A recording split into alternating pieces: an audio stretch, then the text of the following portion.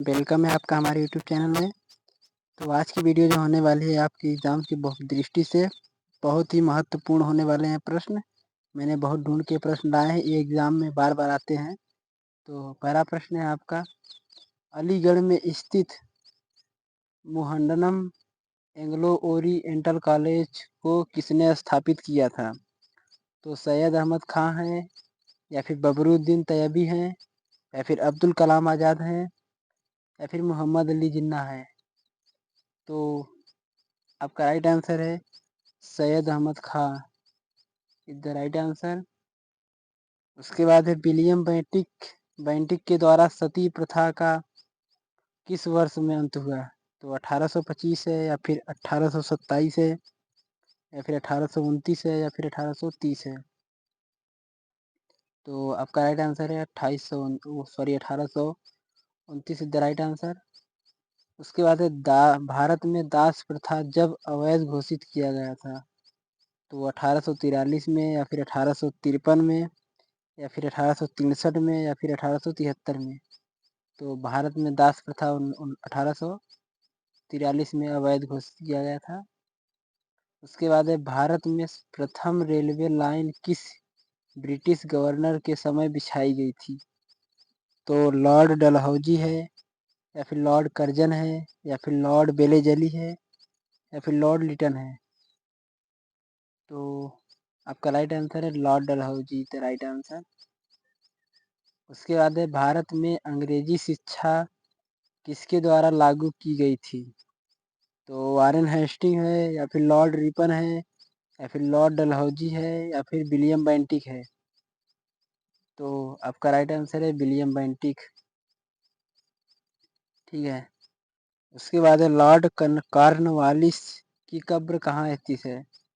तो गाजीपुर में है, या फिर बलिया में, या फिर वाराणसी में, या फिर गोरखपुर में। तो आपका राइट आंसर है गाजीपुर में। बलिया को उत्तर प्रदेश का सबसे पूर्वी जिला कहते हैं, और गोरखपुर भारत के जहाँ सबसे ज़्यादा वर्षा होती है।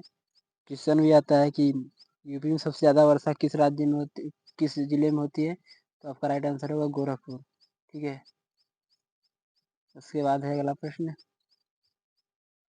भारतीय राज्यों में अंग्रेजी प्रभुत्व स्थापित करने के लिए किसने प्रशासन में सहायक संधि प्रणाली की सूत्रपात किया? तो वारेन हेस्टिंग है, या फिर लॉर्ड वेलेजली है, या फिर लॉर्ड कॉर्नवालिस है, या फिर लॉर्ड डलहौजी।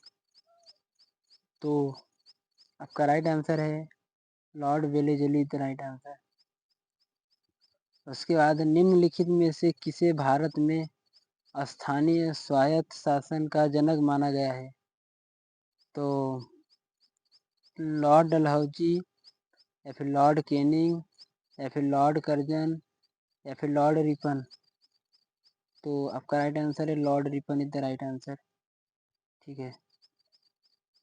उसके बाद है थियोसॉफिकल सोसाइटी ने भारत में कब और कहाँ अपना मुख्य कार्यालय स्थापित किया? तो 1882 में अड्यार में, या फिर 1885 बेलूर में, या फिर 1890 आवडी में, या फिर 1895 वेल्लूर में। तो आपका राइट आंसर है 1882 में अड्यार में। उसके बाद है 1873 में सत्य शोधक समाज की स्थापना की गई। तो राजा राम मोहन राय, या फिर श्री नारायण गुरु द्वारा, या फिर ज्योतिबा फूले, या फिर ईश्वर चंद्र विद्यासागर द्वारा। तो आपका राइट आंसर है ज्योतिबा फूले द्वारा। उसके बाद है सत्यार्थ प्रसाद पुस्तक के लेखक हैं? तो रविंद्रनाथ टैगोर हैं, या फिर दयानंद सरस्वती हैं, या फिर जगदेव हैं, या फिर कालिदास। तो आपका राइट आंसर है दयानंद सरस्वती। उसके बाद है रामकृष्ण मिशन की स्थापना किसने की थी? तो रामकृष्ण मिशन की स्थापना किसने की? तो विवेकानंद हैं, या फिर राजा राम मोहन राय हैं या फिर केशव चंद्र सेन हैं या फिर रामकृष्ण परमहंस हैं। तो आपका राइट आंसर है Vivekananda is the right answer. ठीक है, उसके बाद है किसे आधुनिक भारत का जनक कहते हैं। तो लाला लाजपत राय हैं या फिर महात्मा गांधी या फिर राजा राम मोहन राय या फिर भगत सिंह। तो आधुनिक भारत के नाम से जाना जाते हैं राजा Ram Mohan Roy is the right answer. उसके बाद है संवाद कौमुदी पत्र के संस्थापक हैं। तो राजा राम मोहन राय या फिर ईश्वर चंद्र विद्यासागर या फिर रविंद्रनाथ टैगोर या फिर बंकिम चंद्र चटर्जी।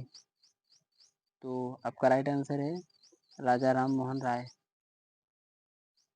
उसके बाद है 15 नंबर 1857 के विद्रोह के समय भारत का गवर्नर जनरल कौन था। तो लॉर्ड डलहौजी था या फिर लॉर्ड विलियम बेंटिक या फिर लॉर्ड केनिंग या फिर लॉर्ड लिटन। तो आपका राइट आंसर है Lord Canning is the right answer. उसके बाद है निम्न में से कौन 1857 के विद्रोह में अंग्रेजों का सबसे कट्टर दुश्मन था।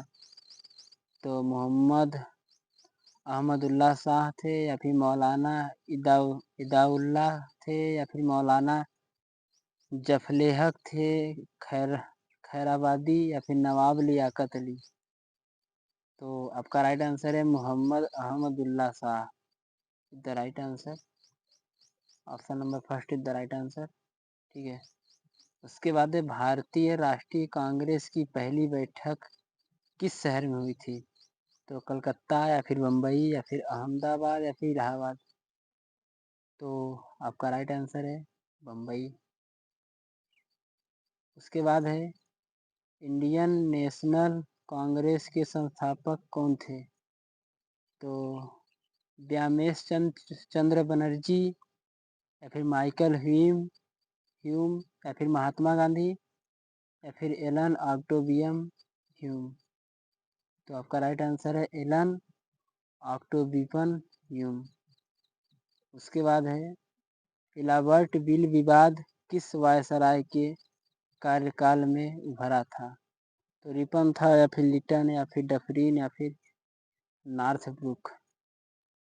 तो आपका राइट आंसर है लॉर्ड रिपन। ठीक है, तो आज की वीडियो हम ख़त्म करते हैं, तब तक के लिए जय हिंद। आज का होमवर्क है आपको कि उत्तर प्रदेश का किस राज्य का लिंगानुपात सबसे अधिक है। तो आप लोग कमेंट करके आंसर ज़रूर बताइएगा। तब तक के लिए जय हिंद।